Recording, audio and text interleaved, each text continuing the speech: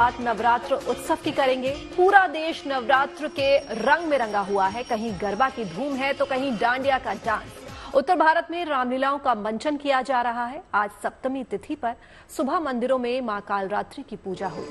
सप्तमी तिथि आज दोपहर 12 बजे 31 मिनट तक रहेगी। इसके बाद अष्टमी तिथि प्रारंभ हो जाएगी। अष्टमी तिथि कल यानी 11 अक्टूबर को दोपहर 12:06 तक रहेगी।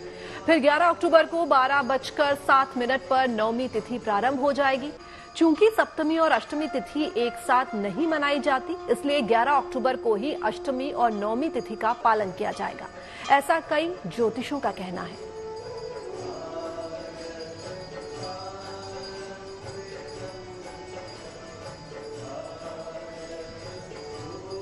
तो आप देखिए, आज जो है लोग सप्तमी मना रहे हैं और इसके बाद अष्टमी तिथि प्रारंभ हो जाएगी। अष्टमी तिथि कल यानी 11 अक्टूबर को दोपहर 12:06 तक रहेगी।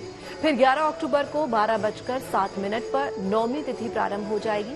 क्योंकि सप्तमी और अष्टमी तिथि एक साथ नहीं मनाई जाती, इसलिए 11 अक्टूबर को ही लोग इस बार अष्टमी और नवमी तिथि का पालन करेंगे, कन्या पूजन करेंगे और कन्याओं को जो है पूजा जाएगा।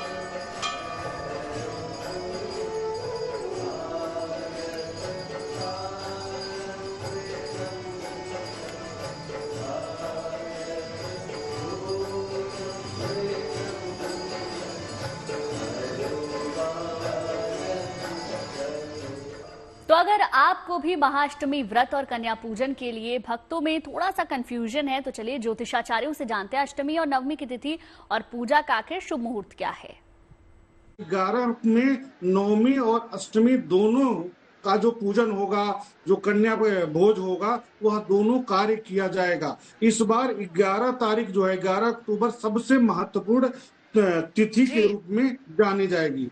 नवमी तिथि 11 अक्टूबर दिन शुक्रवार की रात में भोर में 5:47 तक व्याप्त होगी। इस कारण से भोर में 5:47 तक सारे कार्य कर लिए जाएंगे। ये सबसे सेफ एंड पे तो यही है कि जिस दिन हम नवमी मान रहे हैं, जैसे आज अगर सप्तमी मान रहे हैं, कल अष्टमी और परसों नवमी, तो नवमी वाले दिन हम कन्या पूजन कर सकते हैं और कन्या को खिला सकते हैं, उसमें कोई आंट नहीं है। विशेष जो कंफ्यूजन आ रहा है वो नवमी को लेकर, क्योंकि अष्टमी का जो कन्या पूजन है वो 11 तारीख को होगा, उसमें कोई कंफ्यूजन वाली परिस्थिति ही नहीं है।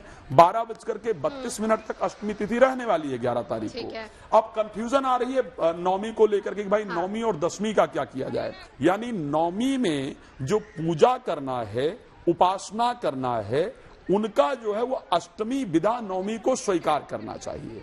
तो उसके लिए जो नवमी तिथि में पूजा उपासना यदि आप विशेष रूप से करते हैं तो आपको 11 तारीख को करना है। देखिए, इस बार जो नवरात्रि है वो 3 अक्टूबर को आरंभ हुई है और इसका समापन होगा 11 अक्टूबर को। इसमें एक विरोधाभास, एक स्थिति ये है कि इस बार तृतीया तिथि 2 बार रही, तो देवी के तीसरे स्वरूप की पूजा 2 दिनों तक की गई, यानी 5 तारीख को और 6 तारीख को।